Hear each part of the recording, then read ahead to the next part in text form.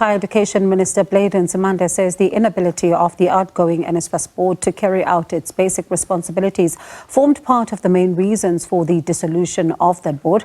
Nzimande briefed the media in Pretoria yesterday on his decision to dissolve the board of the National Student Financial Aid Scheme and to place it under administration. He announced his decision on Thursday after Ernest Khosa resigned as a board chairperson.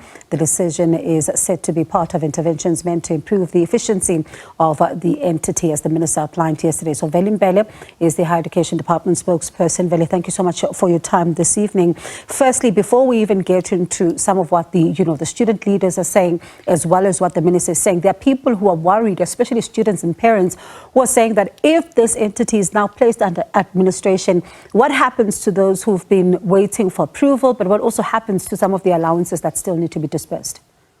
Yes, yeah. So thanks so much, Dr. And I think that is an important point of departure for the discussion. So you would recall in the media briefing that the minister had yesterday, NSFAS was present, and they did make an undertaking that this week, in fact, starting today, they would be making a round of payments. But in addition to that, also, they had also committed to the minister that they will have a separate media briefing to explain how they are going to go about implementing that. And I am aware that some payments have been made today. We have obviously not done an analysis as to what extent those payments cover some of the students who had not been paid. But I am aware that payments have been made. And it is important to state that these payments are made as part of what NSFAS calls a catch-up plan, which means that even though there were institutions that did not submit the student registration data, NSFAS sort of made an exception, right, in view of the situation we are confronted with, to make sure that those students still get their allowances, even though some institutions may not have submitted. So it is important to emphasize the point that the dissolution of the NSFAS board is not going to affect the payment of allowances and other disbursements negatively, right? And this is because that is one of the primary considerations that the minister made. So the students and the parents out there should not panic that the dissolution of the board is going to affect their disbursements negatively. It's not. And what about this issue of the universities? Because it also came up yesterday when the minister was also addressing, and it's not new. It's been coming up for quite some time now. How much of a problem is it when universities aren't submitting their data in time? So I just want to give you an example without being pedantic, right?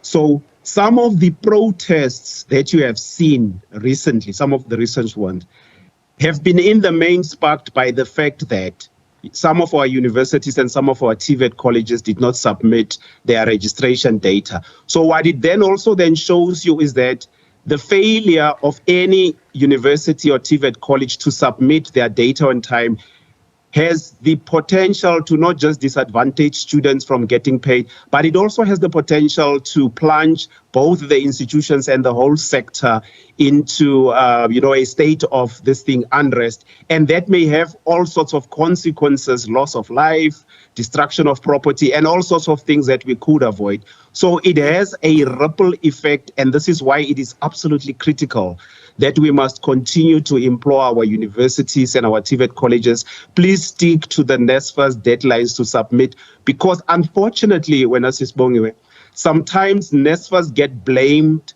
for the failure of some of our universities and TVET colleges to submit, because it is not an exclusive NSFAS problem, right?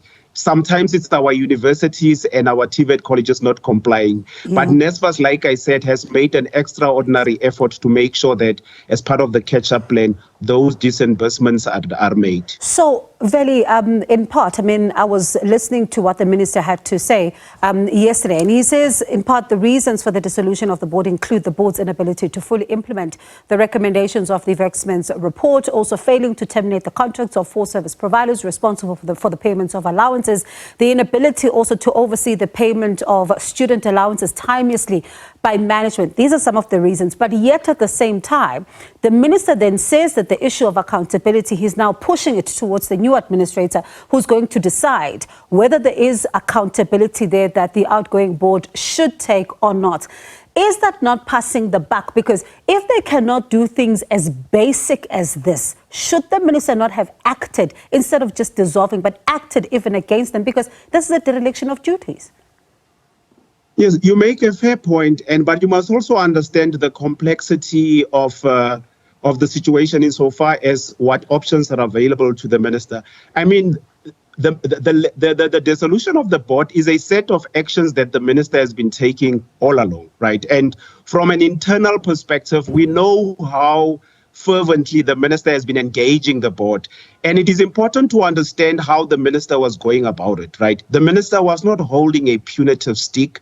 What the minister did, in addition to many other things, the minister went out of his way to provide as much support to the board as possible. They would tell you, for instance, that the minister went as far as to go and lobby National Treasury for extra funding. And this was because the minister did not want the board to fail. And this is why when he announced the decision, both to the board and to the public, the minister said he derives no personal joy from dissolving the board, but this interest of the students, as you know, reign supreme, right? That's an important thing to consider. Now, the issue of accountability must also be understood in context, right? That members of the board, right, should be held accountable in terms of the applicable regulations that apply to NSFAS. And you need an internal NSFAS process to do that. If there are issues that require external institutions like law enforcement agencies, those will be engaged. But insofar as the NSFAS processes are concerned of discipline and etc., some of which in fact are in process, those processes have to be exhausted. Most importantly, the fact that members of the board have been excused of their duty does not absolve them of responsibility.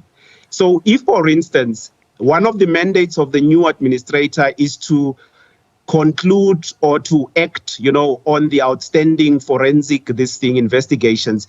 If for one or the other reason, there is reason or there is a need for one or two board members or even all of them to assist the investigation, that would be entered into. But at this stage, we just want to caution that as unpalatable as the situation is, we must not suggest that there has been any wrongdoing on the members of the board if we are not able to prove that at this stage, right?